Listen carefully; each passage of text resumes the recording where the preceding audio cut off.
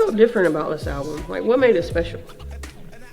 I think what made it special for me is this, it's more like a journey, more so than an album. And it's pretty cool because just as much as it is an album, it's a story of pain, loss, feeling less than, being alone, feeling shame, feeling guilt, but also it's a declaration of what God's done in my life thus far since I decided to surrender to Him. So I think it's cool because it's this perfect blend almost of conviction and counsel. You know what I'm saying? And so to get to tell that story and kind of put a bow on this saga between Genesis, Exodus, and Revelation, and to be able to tell that story, my story of what God's done in my life and what I've walked on, the journey I've been on, it's just a beautiful thing. I think it's cool. You released a couple songs on the album.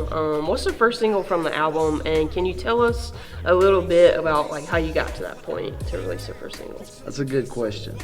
So the first single is Life Is. I released that in June of this year, and then following that, I released Martyr in July, Can't Be Life, and Take For Me, featuring Bradley Saxon on Can't Be Life 2, and Wes Whitner, the one and only, on Take For Me in August. Those are the first 4 singles. The first one is Life Is.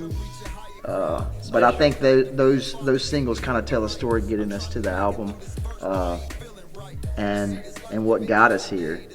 But behind that, what you have, look, here's the deal.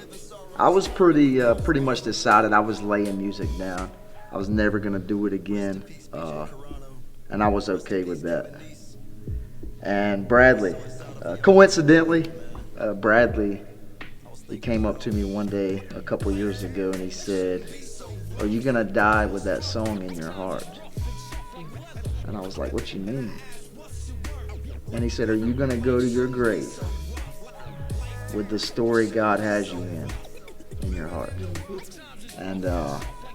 And it just hit me, you know, right, not quite then, but as I began to seek the Lord on that, and just really just in my daily reprieve of God, man, He began to speak to me in that, and I began to hear that.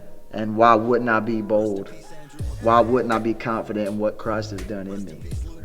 And you know, so Bradley really spoke to me, and so I struggled with that. I wrestled with that. I tussled with God, and I found myself, sure enough, laying awake in the nighttime, just dying to tell that story, dying to tell the story of what God's done in my life and the restoration that He decided to give me and my family and the people around me.